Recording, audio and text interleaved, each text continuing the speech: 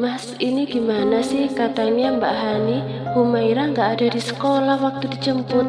Apa dia ada sama kamu? Tanya Nirmalah kepada Danis di telepon.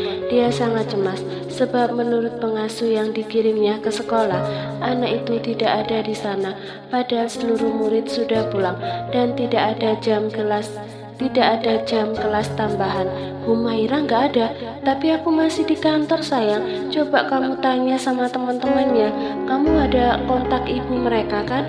Ada sih, tapi kata mereka Humaira nggak ada.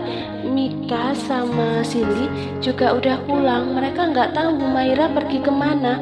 Astagfirullah, coba suruh sopir buat cari sampai dapat. Aku juga bakal suruh orang buat nyari. Iya mas, ini aku udah mau jalan. Aku mau cari dia. Baiklah, kamu hati-hati di jalan. Nanti aku nyusul kalau kerjaanku selesai. Iya mas, assalamualaikum. Nirmalah pun menutup panggilan, kemudian berjalan cepat ke garasi dan menemui sopir pribadinya. Dia akan mencari kemanapun sampai dia bisa menemukan Humaira. Kemana anak itu? Tidak biasanya Humaira pergi tanpa izin, apalagi tanpa pengawasan orang dewasa. Pak, tolong bantu cari ya. Datangi lagi rumah teman-temannya atau cari kemanapun. Mbak baik nyonya.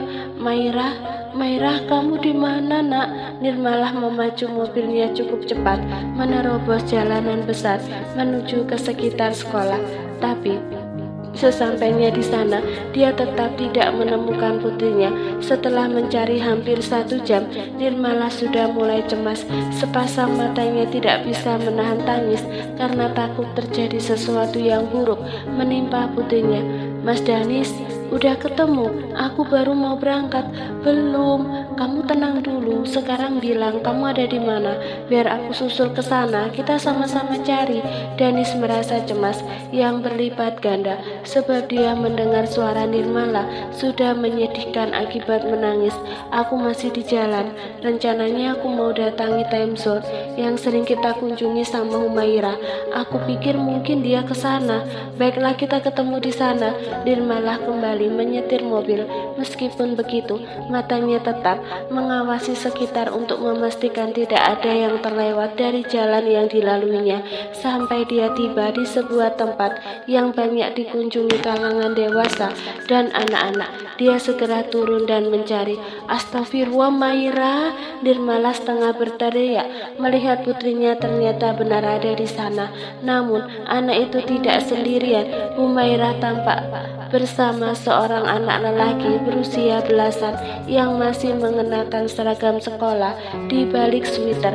Humaira datang ke sini pasti menggunakan taksi dengan uang tabungannya, dan dia juga sudah tahu nama tempat ini. Anaknya benar-benar nekat. Ya ampun, jadi kamu ini nangis gara-gara apaan sih? Dari tadi udah main banyak, masih nangis juga. Duitku udah ludes ini. Ketombe kering. Nggak berhenti juga, aku turunin di jalan nih. Anak lelaki yang menggendong Humaira di punggungnya tampak jengkel. Dia tidak tahu anak ini mereka mendadak bertemu, sebab Humaira kelihatan menangis seorang diri sambil memandangi orang-orang yang sedang bermain. Karena tidak tega, dia mendatangi Humaira, bertanya di mana kedua orang tuanya. Namun siapa sangka Humaira justru akan merengek padanya tanpa mau diajak ke pos satpam. Ih, jangan dong, aku masih mau main, tapi aku tetap sedih, makanya aku nangis, jawab Humaira menanggapi kemarahan anak lelaki tersebut. Tapi nangisnya kamu ngerampok duitku. Astaga, bilang rumah kamu di mana, aku anterin pulang. Gak mau pulang, kamu itu bener-bener kayak ketombe ya, datang-datang langsung nemplok, bikin gemes, pengen garuk ginjalnya. Diajak pulang gak mau, di bawah main nangis. Aku datang ke sini buat senang-senang, bukan buat ngasuh anak orang. Ih, jangan ngomel terus. Aduh, anak lelaki itu mengadu. Humairah mendadak mencekiknya dari belakang saat masih berada di punggungnya. Humairah, turun, kenapa kamu ada di sini? Nirmalah berpapasan juga dengan mereka. Anak lelaki itu mengernyit. Dia anak saya, kembalikan. Oh, Anak lelaki itu masih sedikit terbatuk-batuk. Setelah Humairah turun, Nirmala segera meraih tangannya. Siapa kamu? Kenapa kamu bawa anak saya? Kamu mau apain dia? Maaf tante, aku tadi nemu dia di ujung sana. Dia nangis sendirian, makanya aku samperin, aku ajak pulang. Dianya nggak mau, udah diajakin main, masih nangis. Aku bukan orang jahat. Nirmala terdiam sejenak. Putrinya masih menangis tapi dia tidak curiga lebih jauh. Anak lelaki itu masih remaja, mana mungkin punya niat jahat apalagi di tengah keramaian begini. Dari penampilannya pun anak ini cukup rapi, berkulit bersih dan memakai barang mahal mulai dari tas sampai sepatu. Siapa nama kamu? Tanya Nirmala. Alaska. Namaku Alaska dan aku bukan penculik. Anak lelaki itu menunjukkan nama di seragam sekolahnya. Udah ketemu ibu kamu, jangan kabur lagi. Kecil-kecil nggak boleh keliaran sendirian, bebal nanti kuping kamu hilang. Dia berbicara kepada Humairah sedikit ketus, kemudian baru melangkah pergi dari hadapan mereka. Nirmala pun tidak terlalu memedulikan ucapannya, asal Humairah sudah bisa ditemukan dan tidak kurang satu apapun. Maira, kamu bikin mama cemas. Kenapa kamu datang ke sini sendirian? Ini bahaya. Bagaimana kalau kamu bertemu orang jahat? Tanya Nirmala sambil berjongkok di depan putrinya. Gadis kecil berusia 7 tahun dengan rambut panjangnya yang dikepang itu masih menangis meski tidak kencang. Aku kesel, mama, ayah sama Om Revan udah bohong sama aku. Bohong? Bohong soal apa? Tanya Nirmala lagi. Katanya Erik mau pindah keluar kota kalau Om Revan menikah. Kok mama atau ayah nggak bilang kalau Erik pergi, yang nemenin aku main di rumah siapa? Aku nggak ada teman. Kan Erik udah jadi adiknya aku. Kenapa mau dibawa pergi? Nirmala terdiam. Akhirnya kabar ini sampai juga ke telinga Humairah. Nirmala akhirnya membawa Humairah pulang. Anak ini masih cemberut. Sesampainya di rumah, seolah terus menolak keputusan yang diambil Revan. Wajar saja dia dan Erik setiap hari bertemu, bermain bersama dan menjadi sangat dekat. Kabar ini tentu mengejutkannya. Danis sudah sampai lebih dulu dan sekarang dia sedang bicara dengan Humairah. Kamu biarkan Erik pergi sama Om Revan ya. Lagi pula kalian akan tetap ketemu di waktu liburan. Nanti ayah anterin kamu liburan ke rumah barunya atau dia yang datang ke sini, ujar Danis menenangkan. Liburan cuma datang setahun sekali ayah. Aku maunya main sama Erik setiap hari. Kamu gak boleh begitu Humairah. Om Revan kok begitu, main bawa-bawa aja. Erik itu udah jadi adiknya aku. Jadi adiknya aku ada 3, Erik, Akhtar sama Aisyah. Kalau nggak di bawah nanti Om Revan gimana? Kasihan kalau Erik jauh sama ayahnya sayang. Humairah cemberut. Om Revan suruh hamil aja buat dedek bayi baru biar Erik bisa tinggal di sini. Aku nggak mau Erik dibawa, nggak boleh. Anak itu masih marah dengan ucapan polosnya. Sesudah itu masuk kamar dan mengunci pintu rapat-rapat. Sementara Nirmala atau Danis sendiri tidak bisa berkata-kata. Untuk menenangkan Humairah, kemarahannya sekarang mungkin bisa mereda seiring berjalannya waktu.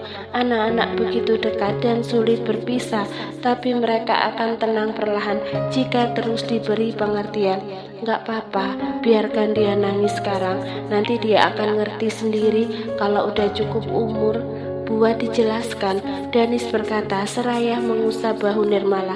Semoga aja, tapi sedih juga lihat dia begini. Semoga kesedihannya gak berkepanjangan. Kita juga harus menghargai keputusan Revan. Danis mengangguk pelan. Di mana Akhtar sama Aisyah? Oh, mungkin mereka ada di kamar, Mas.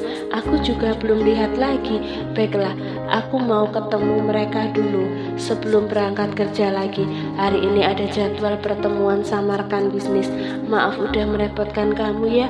Tadi aku benar-benar cemas sampai nggak tahu harus menelpon siapa? Aku pikir Humaira dijemput Mas Danis karena kadang Mas suka jemput dia di sekolah. Danis tersenyum kecil, kemudian memeluk istrinya. Langkah kamu udah tepat, kamu bisa nelpon aku kapanpun. Kalau itu berurusan sama anak-anak, kamu udah berusaha keras mendidik mereka di rumah, mengurus keperluan mereka, dan aku mengurus rumah, pekerjaan di toko. Jadi libatkan aku untuk menangani masalahmu. Aku akan lakukan apapun. Nirmalah menikmati pelukan hangatnya. Dia tidak bisa membantah ini, di mana Dani selalu ingin menjaganya dari segala masalah, dari yang terkecil hingga besar. Mereka kuat karena bersama. Sebuah rumah tangga yang dibangun dengan tiang kepercayaan yang kokoh, dilapisi kasih sayang tinggi, juga ketenangan Danis yang seperti atap berteduh ini sudah sangat sempurna baginya. Kayaknya aku harus minta Mbak datang ke sekolah 1 jam sebelum keluar. Aku takut Humaira begini lagi. Dia itu sangat cerdas, tapi kadang nekat. Sebelumnya dia marah-marah karena nggak mau ditungguin. Hasilnya malah begini, Nirmala berkata sambil mengusap dada. Atur aja, nanti aku akan kasih pengertian ke dia soal ini, ujar Danis. Nirmala menghela nafas pelan. Kalau begitu aku mau ke kamarnya lagi, takut dia masih nangis. Mereka pun berpisah di sana. Danis pergi menuju kamar anak-anak. Oh, lihat, anak-anak ayah lagi ngapain? Kalian gak tidur? Ini jam tidur, baby. Udah minum susu belum? Tanya Danis ketika sampai di kamar khusus bayinya. Dia mendapati 2 bayinya sedang ditemani pengasuh dan Danis menggendong sekaligus keduanya. Mereka baru selesai minum stok ASI yang ada, Tuan. Ah, bagus. Hari ini kakak Maira lagi sedih. Mama jadi ngurus kakak dulu. Kalian jadi anak baik, Jangan rewel saat mama kerepotan. Aisyah tampak tersenyum seolah mengerti ucapan Danis.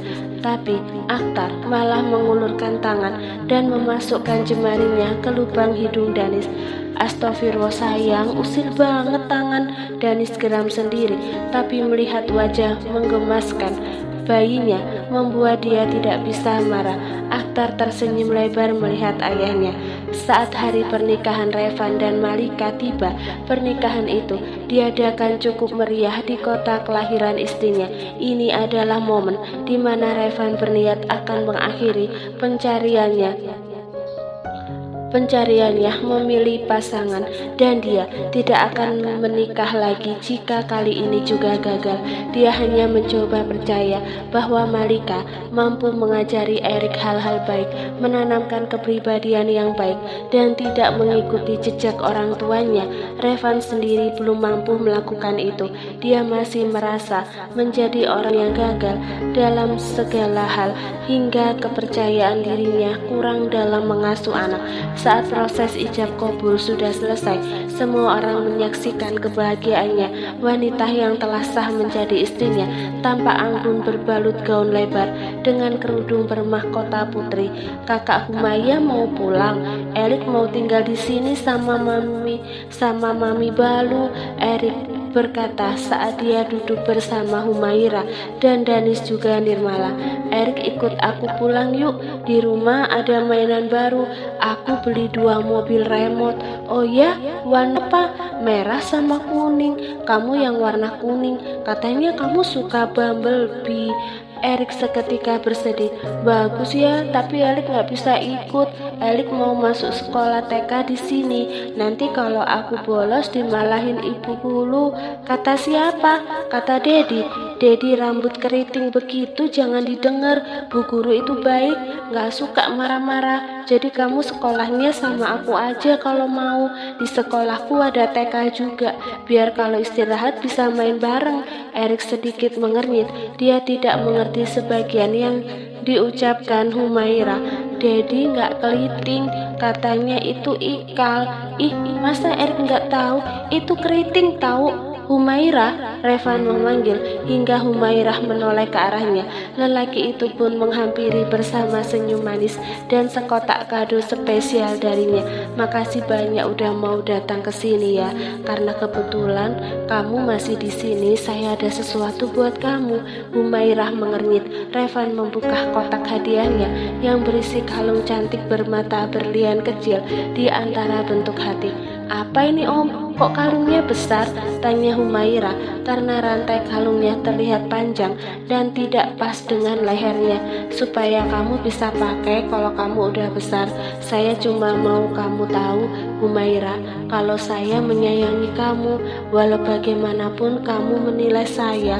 Revan mengalungkan pemberiannya ke leher anak perempuan itu tanpa ditolak oleh Danis ataupun Nirmala. Sayang aku, Revan mengangguk pelan. Nanti kalau kamu udah besar, saya harap masih bisa diberi kesempatan untuk meminta maaf. Humairah mengernyit. Kamu akan mengerti, sekarang kamu baik-baik sama mama dan ayah. Saya janji akan sering-sering kunjungi kamu. Revan mengusap puncak kepala Humairah, kemudian baru menatap Danis dan Nirmala. Aku tahu ini berat buat kamu, tapi terima kasih karena kamu udah mencoba mengerti keadaannya. Revan, saat waktunya tiba kamu bisa memilih mau jujur atau enggak ke Humairah. Aku enggak lagi berhak untuk melarang kamu mengakuinya. Revan mengangguk. Aku percayakan Humairah ke kalian. Setelah kembali ke Jakarta, Humairah sudah terlelap di kamarnya setelah lelah ngambek sepanjang jalan karena gagal membawa Erik pulang. Danis pun membuka pintu menuju balkon dan mencari tempat untuk udara segar malam mereka. Ini belum terlalu malam dan dia sangat lelah sebenarnya, tapi dia masih ingin menikmati waktu sebentar di luar bersama teh manis hangatnya. Mas, udah malam belum mau tidur? Nirmala datang setelah membersihkan tubuh, mengganti pakaian dengan piyamah lengan panjang miliknya. Tunggu sebentar lagi, mau ngadem dulu. Nirmala tersenyum kecil, lalu berdiri di samping Danis. Enak juga ya di sini, malam-malam. Rasanya udah lama banget. Waktu itu hampir nggak pernah kesini karena hamil. Terus udah melahirkan, aku sibuk sama anak-anak. Danis pun menaruh secangkir teh hangatnya untuk bebas memeluk Nirmala dari belakang. Wanita ini memang super sibuk di rumah, pekerjaan yang tidak bisa dikatakan hanya sebab ada banyak hal yang dikorbankan. Namun wanita ini sangat jarang mengeluh. Dia tetap telaten mengurus segala hal di rumah, mencintai dirinya sebagai seorang istri dan seorang ibu. Mau pergi jalan-jalan? Tanya Danis. Jalan? Ya, kita cari tempat glamping yang ramah buat anak-anak. Sepertinya ada tempat untuk itu di Bogor. Kita cari yang ada kolam renang pribadinya. Humairah suka berenang. Humairah pasti senang. Memangnya Mas punya waktu luang? Kapan? Mungkin 2 minggu lagi. Besok aku harus pergi ke luar negeri. Ada urusan pekerjaan. Nirmala sedikit cemberut, kemudian berbalik arah menghadap suaminya.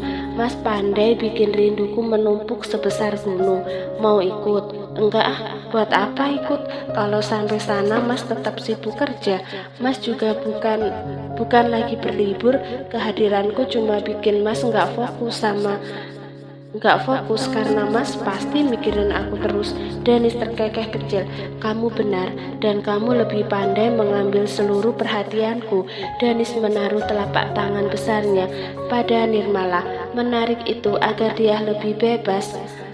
Yang manis rasanya waktu berlalu begitu cepat jika dia ada di rumah dan terasa sangat lambat jika ada di luar. Malam ini wanginya beda, pakai body lotion baru, tanya Danis ketika menyesap wangi pada istrinya. Tahu aja, tahu dong apa yang aku nggak tahu soal kamu. Kentut kamu aja aku tahu. Dih, Nirmala tertawa kecil sambil mencubit perut Danis. Coba kalau lagi romantis itu jangan dirusak. Aku udah pengen, malah bahas kentut. Pengen apa? Pengen ku makan. Ayo. Danis memeluk pinggang Nirmala lalu mengajaknya ke arah kamar. Dia menatap pintu, menutup pintu rapat-rapat dan mulai Wanita itu tampak mundur beberapa langkah hingga terduduk di tepian tempat tidur. Danis tidak bisa sedikit pun mengalihkan pandangan ke arah lain, apalagi kepada wanita lain. Hanya Nirmala satu-satunya wanita yang akan dia lihat, dan menjadi yang terakhir.